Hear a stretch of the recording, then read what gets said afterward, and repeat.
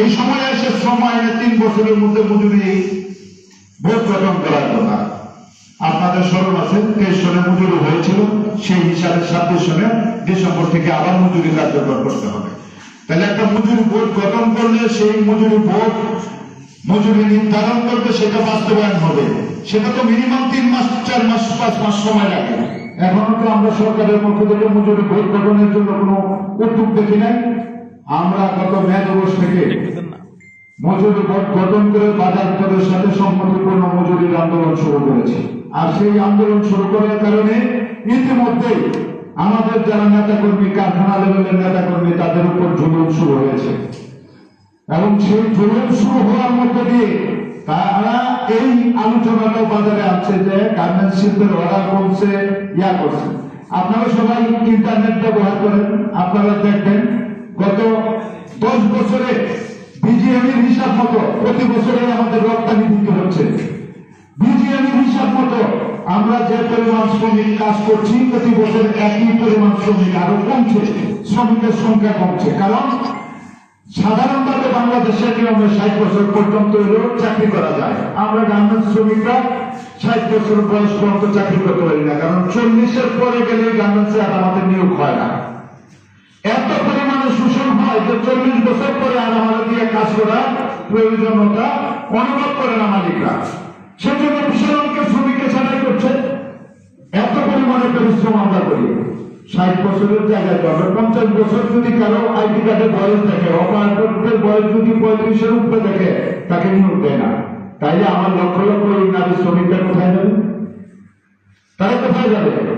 আমাদের দেশের মালিকরা, আমাদের দেশে আপনার 12,500 টাকা হেল্পারের বেতন, সব মিলে অপারেটরের বেতন 14-15,000 টাকা।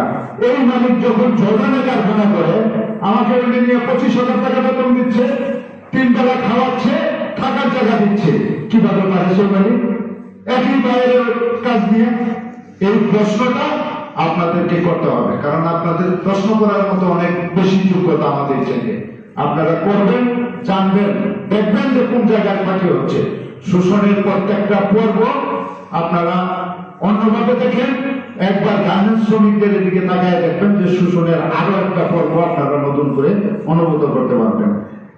আমি মনে করি গণঅভ্যুত্থান যথার্থ ছিল, প্রয়োজন ছিল, মানুষের অংশগ্রহণ ছিল, শ্রমিকদের অংশগ্রহণ ছিল। শুধু আরেকটা কথা বলি, শেষ করবো আমি। আমরা 2 তারিখে দহযাত্রায় যুক্ত হওয়ার জন্য আমাদের সমস্ত অঞ্চলের নেতা কর্মীদের নিয়ে আমরা আমাদের অফিসে অবস্থান করতেছিলাম।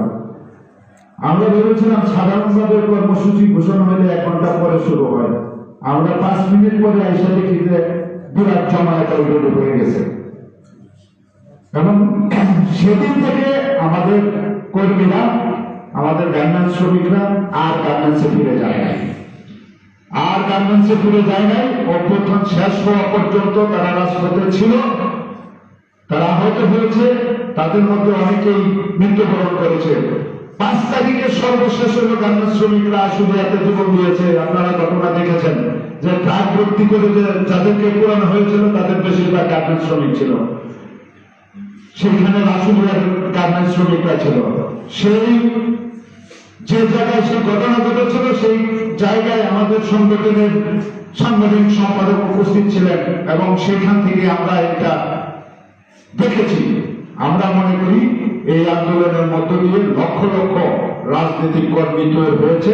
আমাদের দরকার এখন সেই লক্ষ লক্ষ রাজনৈতিক কর্মীকে একত্রিত করে গণঅভ্যুত্থানের যে লক্ষ্য, সেই লক্ষ্যে পরিচালনা করার জন্য আমরা মনে করি বাংলাদেশ ছাত্র ইউনিয়নকে ধন্যবাদ জানাই হবে যে তারা এই ধরনের একটা আলোচনা করেছেন এবং সেইখানে শ্রমিকদের কথা বলার সুযোগ করে দিয়েছেন। এই জন্য তাদেরকে আবারও ধন্যবাদ জানিয়ে আমি আমার কথা শেষ করছি।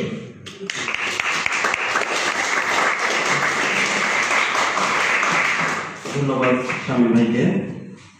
আসলে আজকের এই যে আলোচনা অনুষ্ঠান, এটা মাত্র শুধু জুলাই গণঅভ্যুত্থানের স্মৃতিচারণ না, আমরা আসলে জুলাই গণঅভ্যুত্থানের সময়ের যে আমাদের রাজনীতিতে অংশগ্রহণ, সেটাকে আমরা যাতে মূল্যায়ন করে ভবিষ্যতের পথ নির্ধারণ করতে পারি, আসলে সেই আলোচনাটাই আমরা এখানে করতে এসেছি।